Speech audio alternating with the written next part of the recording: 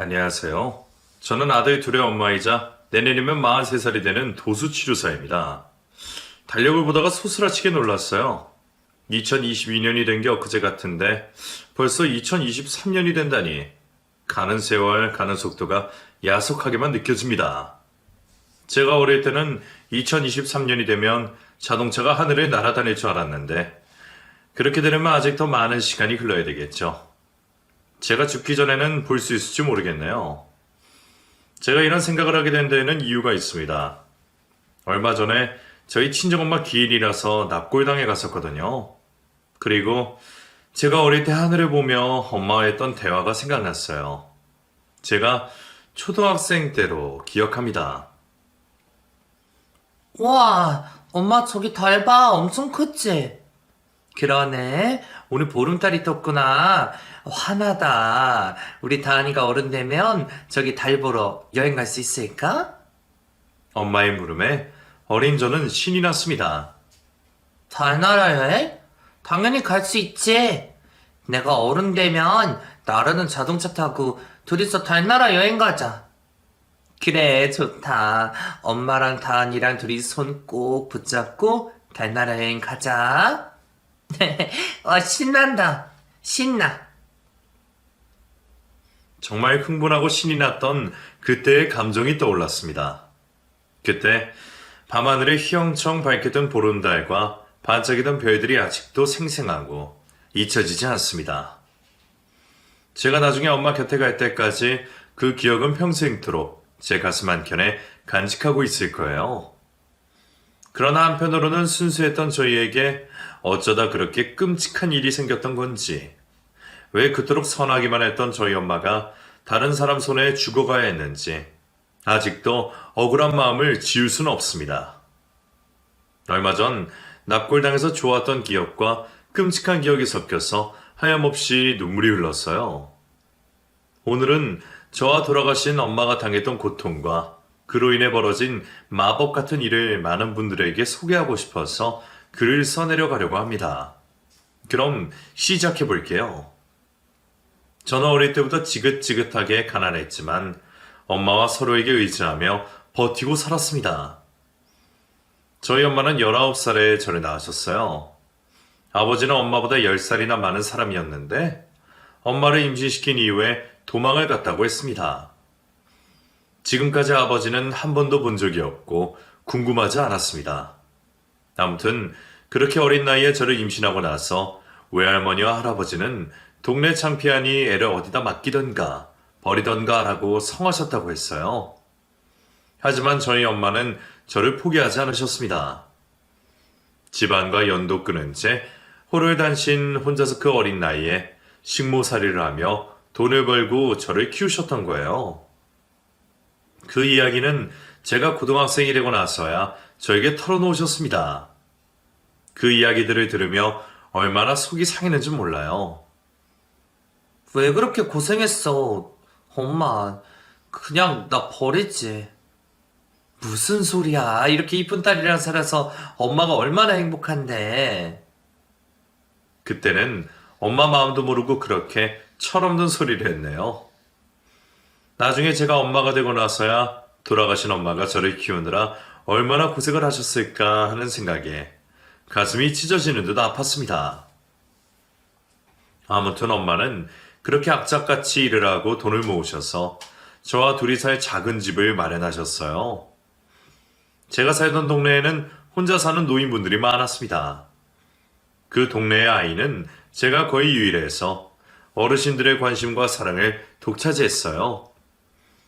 엄마가 일을 하러 가시면 저희 사정을 알고 계셨기에 노인정에서 노인분들이 저를 돌봐주셨어요. 그리고 저에게 과자나 사탕을 주셨습니다. 아이고, 귀여운 것. 눈 땡글한 것 봐라. 다은이, 맛있어? 네, 할머니. 사탕 진짜 맛있어요. 계피 사탕인데, 안 매워? 하나도 안 매워요. 맛있어요.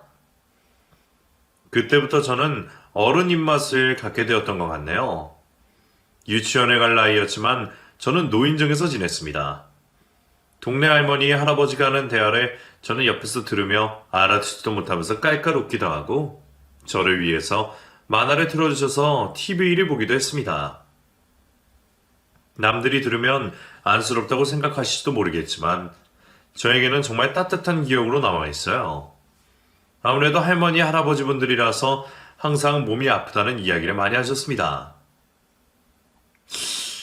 아휴, 이 어제 잠을 잘못 잤는지 오만 내가 다 쑤셔?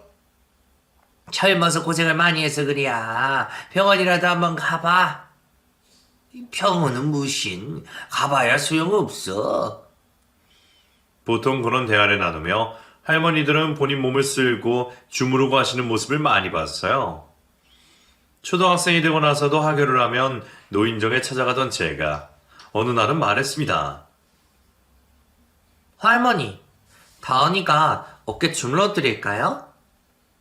그러면 그저 손녀처럼 저를 귀여워하시던 할머니들이 방긋 웃으며 그럴래 하고 물으셨고 저는 최선을 다해서 어깨며 다리며 주물러 들었습니다.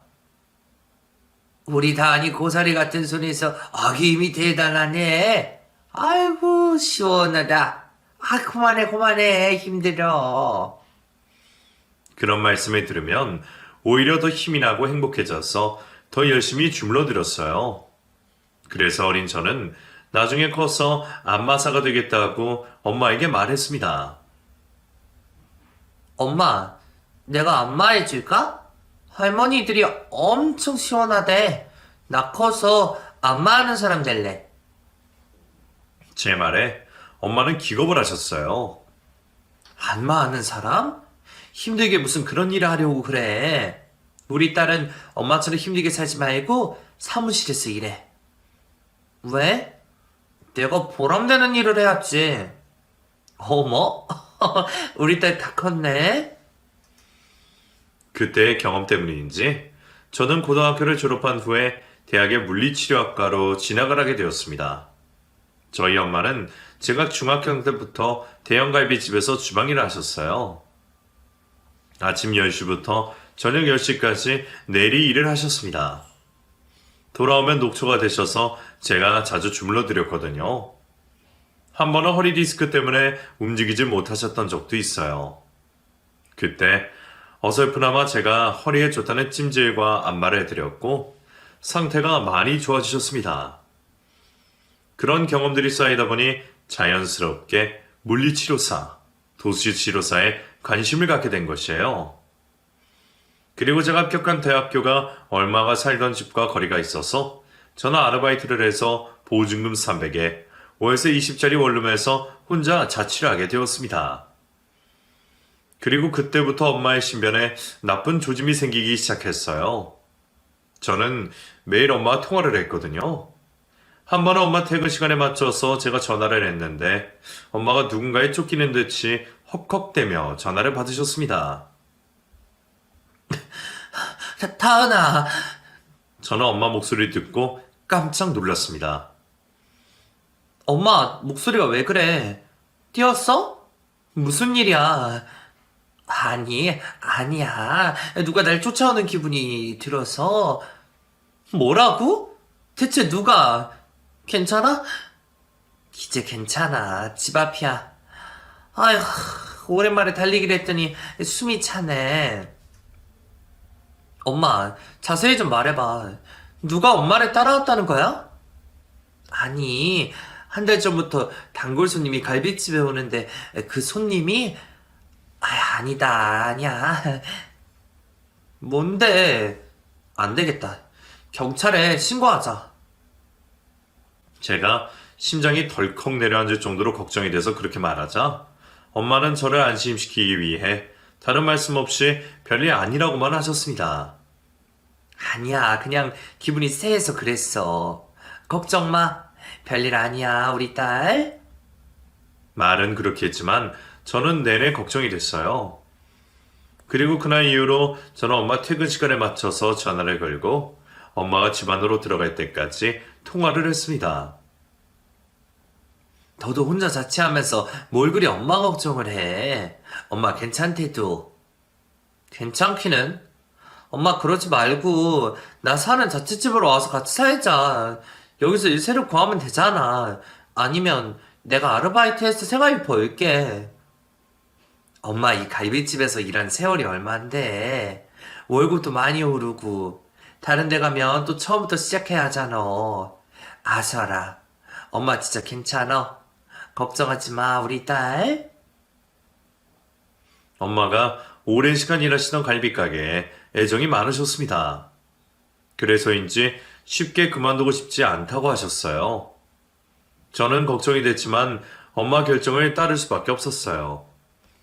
그래도 다행스럽게도 그날 이후로는 걱정한 것만큼 특별한 일은 없는 것 같아서 저는 차차 안심을 했습니다. 그리고 당시에 대학교에서 실습을 나가느라 엄마와 통화를 못하는 날들이 늘어갔어요. 실습하랴, 시험 공부하랴, 정말 정신없이 바빴거든요. 아무리 바빠도 엄마를 자주 만나고 엄마 신변에 대해서 같이 걱정을 해줘야 했는데 그러지 못했던 게 두고두고 천추의 안이 됩니다. 제가 방심한 사이에 나쁜 일이 터지고야 말았으니까요. 문제의 그날은 마지막 실습 날이었고 저는 그날 실습이 끝나자마자 엄마를 만나러 갈 생각이었어요. 그날 실습을 가기 전에 엄마한테 전화를 받지 않아서 걱정이 됐지만 끝나면 바로 갈 생각이라서 별 걱정은 없었어요. 학교에서 3시간 버스를 타고 엄마 집으로 가려고 마음먹고 실습에 집중하고 있었는데 엄마한테서 전화가 오더라고요. 문자도 남겨놨고 제가 실습하는 중인 걸 알고 있어서 그 시간에 전화할 리가 없는데 무슨 일인가 싶어서 저는 급하게 전화를 받았습니다. 여보세요? 엄마. 네, 혹시 김혜숙 씨 따님 되십니까? 어쩐지 소름 끼치는 목소리의 남자가 저에게 물었습니다. 네? 그런데요? 누구세요? 아, 김혜숙 씨가 저랑 여행을 하러 가기로 했거든요. 뜬금없는 소리에 저는 몹시 당황했습니다. 네? 그게 무슨 말이에요? 저희 엄마 어디 있는데요? 전화 좀 바꿔주세요. 제가 실습 끝나고 가기로 했는데 갑자기 여행을 떠난다니. 평소에 이런 반구 듣도 보도 못한 낯선 아저씨와 함께 여행을 가기로 했다는 말을 저는 믿을 수도 이해할 수도 없었습니다. 그런데 그 사람은 엄마를 바꿔주지 않고 그냥 그렇게 알고 당분간 엄마 찾지 마라. 그렇게 말하고 바로 전화를 끊어버렸어요. 다시 전화를 걸었지만 받지 않았어요. 저는 다시 실습을 하러 돌아가야 했고 실습 기간 동안 저는 몸이 달아서 안절부절 못했습니다. 사람이 촉이라는 게 있잖아요. 기분이 너무 좋지 않았어요. 엄마에게 무슨 일이 벌어진 것만 같았습니다. 저는 실습이 끝나자마자 엄마에게 전화를 걸었어요. 그런데 전화기가 꺼져 있었어요. 그때부터 눈앞이 아득해지더라고요. 저는 다시 엄마가 일하시던 갈비집에도 전화를 했는데 며칠 전부터 가게를 무단으로 출근하지 않는다며 이상한 말을 했어요. 이상하네. 너희 엄마 쫓아다니던 단골이 있거든? 근데 네 엄마 출근 안 한 날부터 그 인간 너 안 보인다. 그 말에 저는 불안해서 미쳐버릴 것 같았습니다. 그리고 있는 돈 없는 돈을 털어서 바로 택시를 타고 엄마 집으로 달려갔어요. 엄마 집 앞에 도착해서 숨을 고르고 현관문을 열었어요. 집은 그대로였는데 뭔가 휑하니 서늘한 기운이 느껴졌습니다. 저는 그대로 인근 경찰서로 달려갔어요. 그리고 실종 신고를 했습니다. 저희 엄마가 연락이 안 돼요. 저희 엄마 좀 찾아주세요. 몇몇 경찰들은 어른인데 남자친구랑 여행 간 거 아니겠냐고 가볍게 말을 했어요. 다 큰 어른이 발음스러운 모양인데? 아니라고요. 저희 엄마가 저한테 연락도 없이 이럴 사람이 아니에요. 제발 저희 엄마 좀 찾아주세요. 엄마 휴대폰으로 저한테 연락한 남자가 엄마한테 무슨 짓을 할 것 같아요. 그 전에 찾아야 돼요. 제발요. 제발 형사님들, 저희 엄마 찾아주세요. 저는 그렇게 경찰서에서 혼자 소리를 지르다가 분에 몰이겨 꺼이꺼이 눈물을 흘렸습니다. 그러다가 배우 백일섭 선생님을 닮은 우람하고 듬직해 보이는 한 형사님이 저에게로 다가왔어요. 그리고 진지하게 제 말에 귀를 기울여 주셨습니다. 실종자분 이름이 뭐라고요? 김혜숙이에요. 그리고 나서 저는 저희 엄마의 생년월일을 말씀드리고 엄마가 일하던 식당에 단골 손님으로 왔다던 사람이 의심된다고 말했습니다. 경찰 아저씨는 미간에 찌푸리고 저에게 물었어요. 이 심상치 않은데 그 사람을 직접 본 적이 있습니까? 아니요. 그런데 2달 전에 저희 엄마가 누구한테 쫓기는 것 같다고 얘기한 적이 있거든요. 갈비집 사장님도 엄마 쫓아다니던 단골이 있대고. 아무래도 느낌이 안 좋아요. 형사님, 저희 엄마 좀 찾아주세요. 부탁드릴게요. 당연히 내가 할 일이니 최선을 다해볼 테니까 걱정 말고 기다려봐요, 학생. 감사합니다. 정말 감사합니다. 형사님의 말씀에 저는 조금이나마 안심할 수 있었습니다. 저는 3일간 학교도 나가지 못하고 텅 빈 집에서 엄마 소식을 기다리다가 결국 졸업시험을 치르러 대학으로 돌아가야 했어요. 엄마와 계속 연락이 닿지 않았고 하루하루 피가 바짝바짝 마르는 기분이었습니다. 저는 틈틈이 형사님과 연락을 하면서 엄마의 행적을 쫓았습니다. 그런데 엄마가 사라지고 3주가 지났을 즈음에 엄마의 체크카드가 쓴 흔적이 발견되었어요. 엄마와 아무 연고지가 없는 시골 마을이었습니다. 저는 엄마를 찾을 수 있다는 희망에 부풀었어요. 형사님들이 가서 그 동네에 있는 몇 안 되는 CCTV를 다 뒤져봤지만 아무런 성과가 없었습니다. 그래도 어쨌든 흔적이 발견됐으니까 곧 찾을 수 있을 거야. 학생, 기다리고 있어봐. 형사님의 말이 귀에 들어오지 않았어요. 엄마가 사라진 후에 저는 밥도 제대로 먹지 못하고 살이 빠져서 서 있을 기운조차 없었습니다. 밤이 되면 지쳐 쓰러져 잠이 들었습니다. 그런데 어느 날 꿈에서 엄마가 보였어요. 다은아, 밥 잘 먹어야지. 그래야 기운을 내지. 엄마 속상해? 그 목소리가 정말 생생했습니다. 눈을 뜨자마자 엄마라고 외치고 연결되지 않는 휴대폰에 전화를 걸었어요. 꿈을 꾸고 난 이후에 저는 일단 체력이 있어야 엄마도 찾을 수 있다는 생각에 밥도 먹고 기운을 차렸습니다. 그리고 물리치료사 국가고시 시험도 치러서 통과했어요. 그렇게 1년, 2년 속절없이 시간만 흐르고 저희 엄마 사건에 매달리던 경찰 아저씨는 징계를 받고 다른 지역으로 전근까지 가게 되셨습니다. 그때 경찰 아저씨가 전화를 걸어주셨어요. 다은아, 아저씨가 어떻게든 찾을 테니까 너는 이 자리에서 씩씩하게 지내고 있어라. 알았지? 네, 아저씨. 그동안 정말 감사했어요. 어느새 엄마가 실종되고 3년이 지나자 경찰에서도 엄마 사건을 미제 사건으로 접어들려고 하는 것 같았어요. 용의자가 나타나기는 했지만 그 사람은 조선족으로 중국으로 가버린 후였습니다. 수재 파악도 어려웠어요. 모두가 포기해도 저는 포기할 수 없었습니다. 저는 마음속으로 분명히 우리 엄마는 어딘가에 살아있다고 믿었어요. 나중에 엄마가 본인 때문에 제가 엉망으로 지냈다는 사실을 보고 슬퍼할까봐 저는 제 자리에서 최선을 다하며 열심히 살려고 했었습니다. 엄마가 저를 포기하지 않으셨듯이 저도 엄마를 포기할 수 없었어요. 저는 대학 졸업 후에 한 대학병원에서 도수치료사로 일을 했습니다. 다른 곳으로 전근을 가셔서도 제 사건을 수사해 주려고 애를 썼던 형사님과도 차츰 연락이 끊어져 버렸어요. 엄마가 사라지고 5년의 세월이 흘렀고 제발 살아만 있어달라는 제 마음은 눈치채지 못하는 사이에 조금씩 무너져 내렸습니다. 어느새 저는 저희 엄마의 시신이라도 찾을 수 있으면 좋겠다는 생각까지 하게 됐어요. 그런 생각이 들 때면 스스로 뺨을 내리치며 정신 차리라고 저를 다그쳤습니다. 야, 이단. 엄마는 살아있어. 분명히 살아있어. 돌아올 거야. 엄마는 꼭. 그러다가 혼자서 밤새도록 펑펑 우는 날이 한두 번이 아니었습니다. 왜 나에게서 세상에서 제일 사랑하는 우리 엄마를 뺏어간 건지 하늘을 원망했어요. 그러게 또 속절없이 시간이 흘렀고 어느 날 경찰로부터 엄마의 시신을 발견했다는 소식을 듣게 되었습니다. 처음 엄마가 실종됐을 당시에 카드를 쓴 흔적이 있던 그 시골 마을 야산이었어요.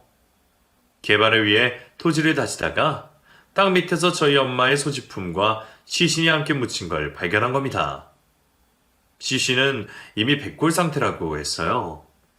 그 말을 듣고 처음에는 엄마일 리가 없다며 부정했습니다. 절대로 우리 엄마가 아닐 거라고요. 하지만 병원에 가서 엄마의 소지품과 시신에서 남은 엄마의 치아를 보고 나서 그대로 주저앉아서 저는 기절해버렸어요. 눈을 뜨니 제 사건을 처음부터 적극적으로 수사해 주셨던 형사님이 저를 보고 계셨습니다. 정신이 들어? 아저씨, 기억나? 네. 그리고 저는 모든 게 꿈이 아니라 현실이라는 사실에 또다시 쓰러지기 직전까지 대성통곡을 했어요. 엄마 시신을 국과서에서 검사를 한 후에 장례식을 치러드렸습니다. 엄마는 저를 낳으면서 가족과도 연을 끊었고 일만 하고 사시느라 친구도 많이 만들지 못하셨어요. 장례식장에 손에 꼽을 수 있을 만큼 찾는 사람이 없었습니다. 저는 속으로 엄마를 죽인 범인을 찾으면 제 손으로 죽여버리겠다고 다짐했어요. 장례를 치르고 난 후부터는 죄책감에 시달렸습니다. 내가 좀 더 엄마 곁에 있었더라면, 엄마를 자주 찾아갔더라면 하는 후회만 가득했어요. 그리고 경찰 아저씨는 장례식장에서 저에게 말씀해 주셨습니다. 내가 어떻게든 다은이 엄마 죽인 범인 잡아쳐 넣을 거야. 그놈 꼭 내 손으로 잡는다. 감사해요, 아저씨. 나도 한이 돼서 그래. 그럼 나는 일하러 가야겠다. 장례식 잘 치르고. 하고 아저씨가 자리에서 일어서다가 갑자기 꽥 비명을 지르며 쓰러지셨습니다. 아예 움직이지 못하셨어요. 왜 그러세요? 어디 아프세요? 허리가 디스크가 또 터진 건지. 아이고. 가만 계세요. 제가 한번 봐드릴게요. 저는 도수치료사로서 일하고 있었기에 아저씨 상태를 살폈습니다. 척추 측만증이 있으시더라고요. 일단 저는 응급조치를 취해드렸어요. 그랬더니 고맙다고 하셨습니다. 한결 낫네. 고맙다. 병원 꼭 가보세요. 여기까지 와주셔서 정말 감사해요. 뭘? 내가 정근에 가는 바람에 더 적극적으로 수사했어야 했는데. 미안하다. 그럼 가볼게. 그렇게 아저씨는 절뚝대며 걸어나가셨고 그 이후로 연락이 닿지 않았습니다. 엄마의 시신이 발견되고 나서부터 제 마음속은 분노로 가득했어요. 공소시효가 지나기 전에 꼭 엄마를 죽인 범인을 찾고 싶었어요. 저는 시간이 날 때마다 경찰서에 찾아갔습니다. 경찰에서 저는 초대받지 못한 손님이나 다름이 없었어요. 제가 가면 노골적으로 한숨을 내쉬는 경찰도 많았습니다. 사정이 딱한 건 아는데 우리도 할 만큼은 했어. 그 사건 말고도 범죄가 얼마나 많이 일어나는 줄 아니? 아직 우리 사이 미제 전남부서가 안 생겨서 조만간 생길 거니까 좀 기다려봐라. 이렇게 자꾸 찾아오면 너도 힘들겠지만 우리도 힘들어. 8년 남았어요. 그 전에 잊혀지면 어떡해요. 꼭 잡아주세요. 저 범인 잡을 때까지 포기 안 할 거예요. 그때쯤 되니 눈물조차 메말라 버렸습니다. 나중에 경찰에서는 아마 범인은 중국에서 사망을 했거나 다른 죄로 감옥에 들어갔을 거라는 말까지 했습니다. 제 안에는 아무 죄 없는 하나뿐인 엄마를 죽인 얼굴 모르는 범인에 대한 분노가 용암처럼 끌어올랐어요. 어쩌다가 조선족인 사람이 환자로 오면 그 범인이 한국에서 가명으로 사용하던 이름을 대며 그 사람을 아느냐고 물었습니다. 하지만 아는 사람을 찾을 수가 없었어요. 엄마가 일하셨던 갈비 가게도 망해서 사라졌고 조금이나마 남아있던 엄마의 흔적들이 하나씩 지워질 때마다 저는 몸이 타는 듯 했습니다. 그리고 엄마 사건의 공소시효가 2년쯤 남았을 때였어요. 이때 저에게 기적이 생겼습니다. 그날도 어김없이 저는 병원에 출근을 해서 일을 하고 있었어요. 일을 하다가 점심시간이 돼서 점심을 먹으러 가려고 했는데 출애한 제 또래의 한 남자가 얼굴이 사색이 되어서 여기저기 전화를 하고 안절부절 하고 있더라고요. 어쩐지 신경이 쓰여서 저는 다리가 움직이지 않았습니다. 한참을 바라보고 있자 그 사람이 불현듯이 저에게 다가왔어요. 그리고 바닥에 철부덕 주저앉더니 제 바지가랑이를 붙잡고 애원했습니다. 저 좀 도와주세요. 저희 아버지가 칼에 찔려서 응급수술을 하고 제 수술을 해야 되는데 제가 당장 병원비 낼 돈이 없습니다. 빌려주시면 제가 어떻게든 갚겠습니다. 한 번만 도와주세요. 저희 아버지 좀 살려주세요. 그 사람은 두서없이 그렇게 말하며 눈물 콧물을 흘리며 울고 있었어요. 저는 그냥 지나칠 수가 없었습니다. 얼른 가세요. 제가 병원비 내드릴게요. 걱정하지 마시고요. 저는 점심 먹으러 가던 길을 돌려서 그 사람과 함께 수납처로 갔습니다. 그리고 들고 있던 지갑으로 수술비를 내주었어요. 그 사람은 연신 저에게 고맙다고 인사를 하고 괜찮다고 하는데도 제 연락처를 물었어요. 정말 제 은인이세요. 정말 감사합니다. 제가 아버지 수술 끝나면 연락드릴게요. 수술 잘 될 거예요. 힘내세요. 그렇게 저는 잊고 지냈는데 며칠 후에 그 사람에게 전화가 왔어요. 저희 아버지 덕분에 수술 잘 받으시고 이제 깨어나셨습니다. 그래요? 잘 됐네요. 혹시 지금 병원이신가요? 실례지만 저희 아버지 병실로 와주실 수 있어요? 저희 아버지께서 꼭 감사 인사를 드리고 싶다고 하셔서요. 네? 지금 막 퇴근하려고 해서 알겠어요. 갈게요. 저는 그 사람이 말해준 병실로 갔습니다. 머리가 새하얀 노인이 병실 침대에 누워 있었어요. 막 깨어나서 정신이 없을 텐데 휴대폰으로 이리저리 전화를 걸고 있었습니다. 그 자식, 지금 소유죄 파악됐다고? 쌍놈의 자식, 나 지르고 도망가더니 금방 잡히겠구만. 얼른 잠복 들어가. 희한하게 그 목소리를 어디선가 들어본 적이 있었습니다. 누구였지? 하고 기억을 되살리려고 하고 있던 차에 저를 발견한 노인의 아들이 저를 불렀어요. 언제 오셨어요? 아버지, 저분이에요. 저를 도와주신 분. 그러자 침대에 누워있던 노인이 머리를 들어서 저를 봤습니다. 노인을 보고 나서 저는 제 눈을 의심했어요. 얼굴에 주름이 많이 패이기는 했지만 제 어머니 사건을 담당해 주셨던 그 형사분이 분명했어요. 저는 얼굴을 확인하자마자 외쳤습니다. 아저씨! 다은이 아니냐? 내 수습이 내준 게 너였어? 아이고 다은아, 안 그래도 내가... 상처가 욱신거리는지 아저씨는 말아있지 못하셨습니다. 저는 아저씨에게 다가가서 손을 꼭 잡아드렸어요. 아저씨 아들은 저 아저씨를 번갈아 보며 어리둥절했습니다. 그리고 잠시 후에 숨을 고르고 아저씨께서 말씀하셨어요. 다은아, 네 엄마가 나를 여기로 불렀나 보다. 네? 그게 무슨... 잡았어. 그놈. 다은이 네 엄마 죽인 그놈. 뭐라고요? 아저씨는 정년 퇴임이 반년 남으셨고 그 사이에 어떻게든 저희 엄마를 죽인 범인을 잡으려고 백방으로 노력하셨다고 했습니다. 그러다가 그 범인이 한국에 들어온 사실을 알게 되셨다고 했어요. 보자마자 잡으려고 했는데 그놈이 칼을 들고 있지 뭐냐. 그렇게 범인에게 칼을 맞으시고 병원에 옮겨주신 거예요. 저는 얼떨떨해서 머릿속이 하얘졌습니다. 그놈 어디 숨었는지 소재 파악됐고 형사들이 잠복 근무 중이야. 금방 잡을 거야. 아저씨의 말을 듣고 결국은 범인을 잡았구나 싶어서 저는 그제서야 주체 없이 눈물이 쏟아졌습니다. 아저씨 아들이 우는 저를 보고 당황했어요. 아저씨가 제 어머니 사건에 대해서 아들에게 많이 이야기를 했는지 그 사람은 울고 있는 저를 위로해 주었습니다. 그 사건이 다은 씨 어머니 사건이었군요. 정말 어떻게 이렇게 만났는지. 안 그래도 아버지가 다은 씨 연락처를 잃어버렸다고 찾아야 한다고 하셨는데 범인 곧 잡을 거예요. 그동안 고생 많으셨어요.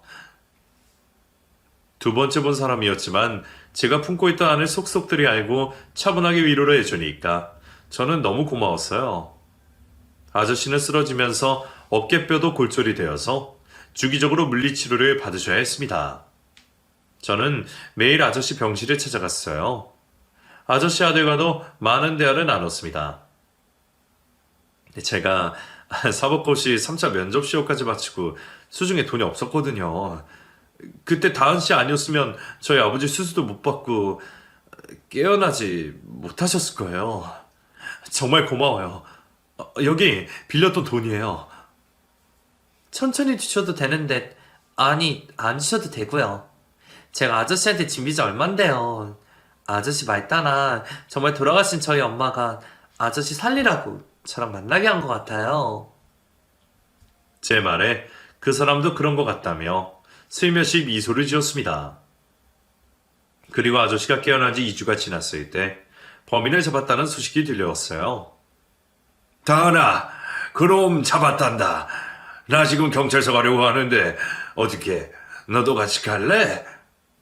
아저씨, 같이 가요.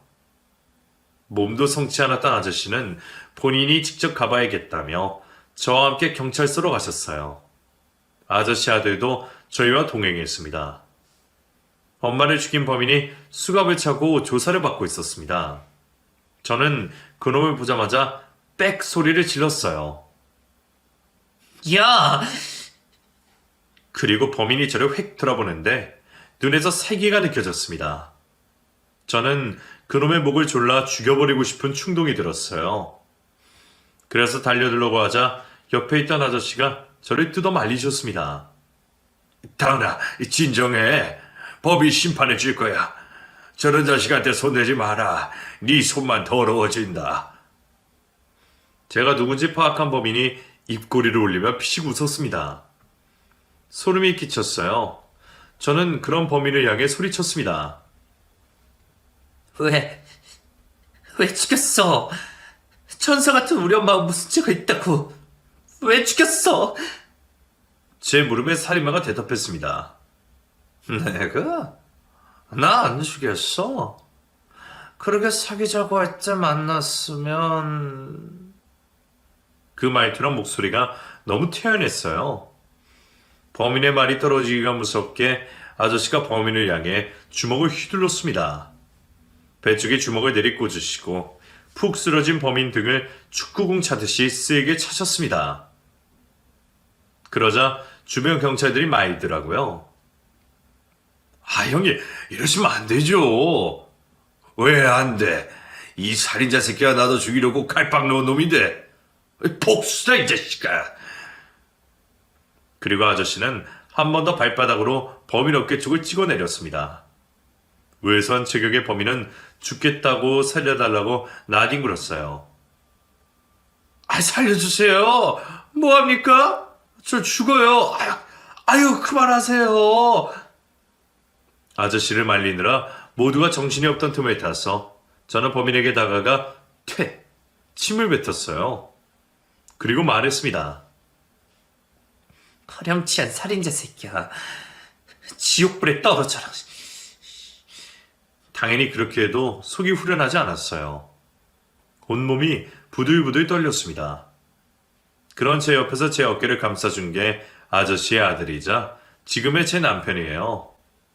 아무튼 그 이후로 조사가 진행되었고 끝까지 발뺌하던 범인은 증거물과 증인이 나타나자 결국 자백을 했습니다. 그놈은 저희 엄마가 일하던 갈비집에서 엄마를 처음 보고 갈비집 단골이 되었다가 미행을 시작했다고 했어요. 미행을 하다가 엄마가 혼자 산다는 사실을 알고 만나달라고 협박을 했다고 했습니다. 집까지 쫓아오기도 했고 가게에서 난동을 부린 적도 있다고 했어요. 하지만 저희 엄마가 경찰에 신고하겠다고 으름장을 놓자 그 범인은 저희 엄마를 납치하고 살해까지 한 것입니다. 그러고 나서 중국으로 숨어버린 거예요.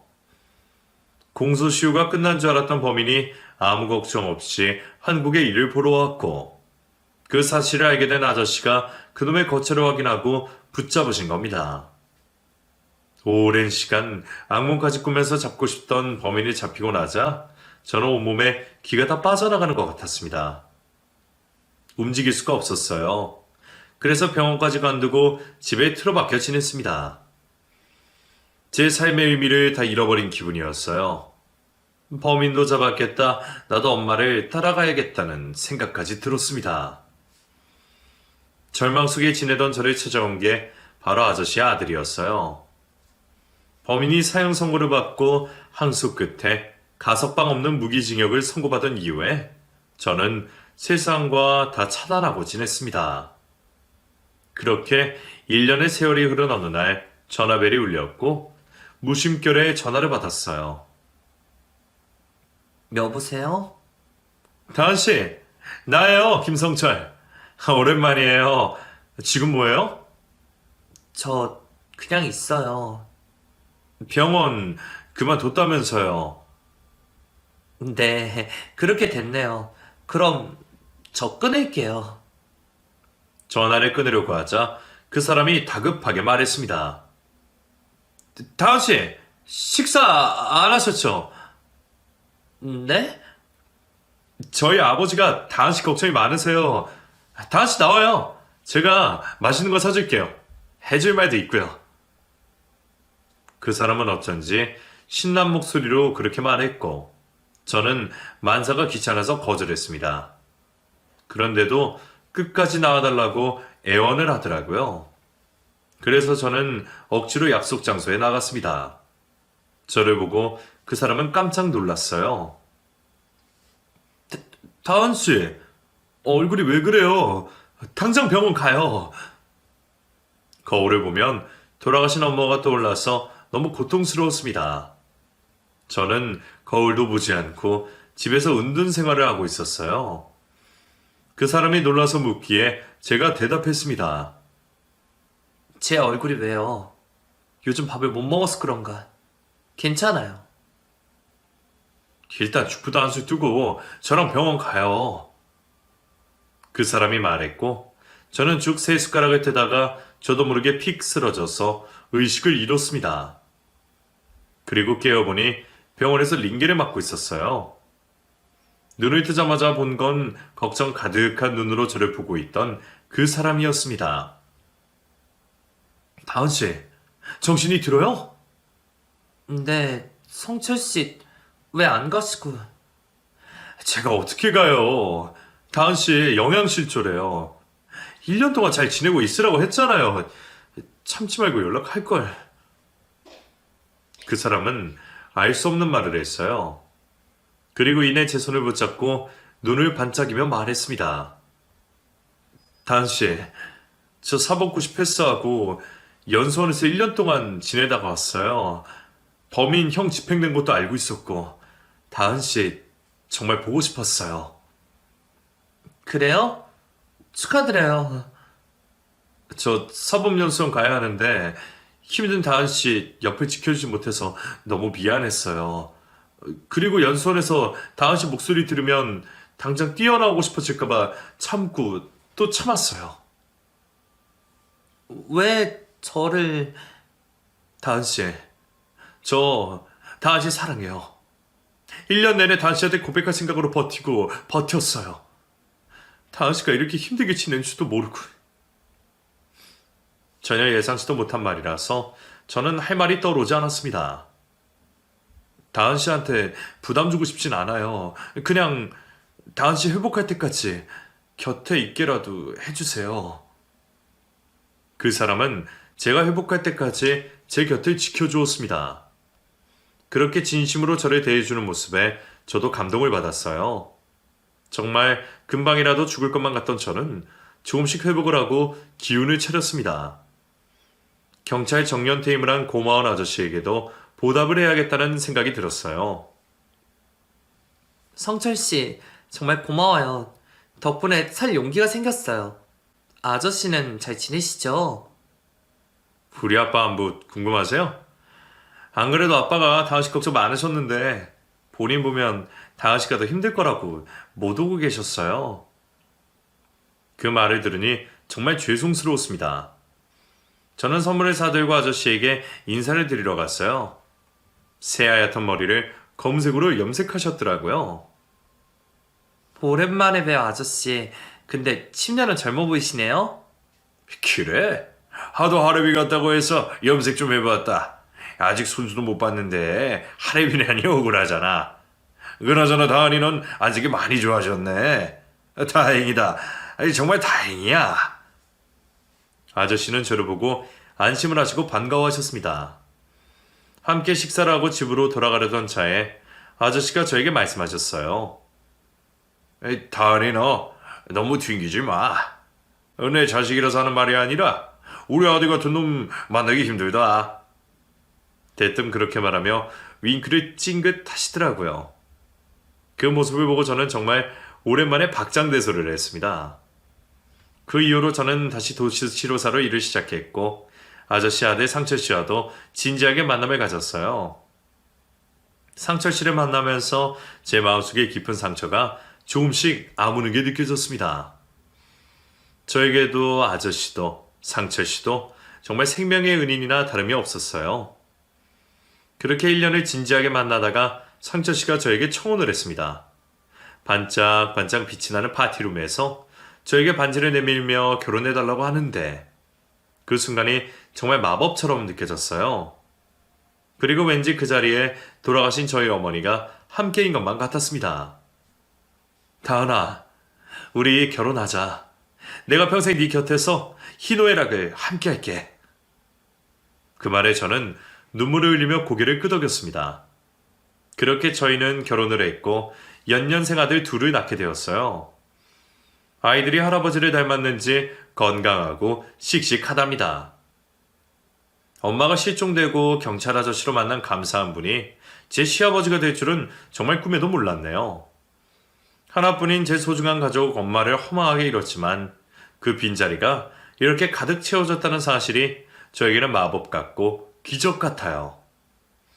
나중에 엄마를 만나면 나 잘 살다가 왔다고 자랑할 수 있을 것 같아요. 엄마도 그곳에서 저를 보며 흐뭇하고 웃고 계실 거라고 생각합니다. 요즘도 스토킹 범죄가 강력 범죄로 진행되는 일이 많다는 걸 뉴스를 통해 보고 있습니다. 범죄자들이 꼭 마땅한 처벌을 받았으면 좋겠어요. 오늘 제 이야기를 듣고 희망을 얻는 분이 단 한 분이라도 계셨으면 하는 게 제 작은 바람입니다. 여러분, 제 이야기는 여기까지입니다. 몸이 움츠러들 만큼 추운 겨울이에요. 이럴 때일수록 스트레칭 자주 하시고 따뜻하게 건강 챙기시길 바랍니다.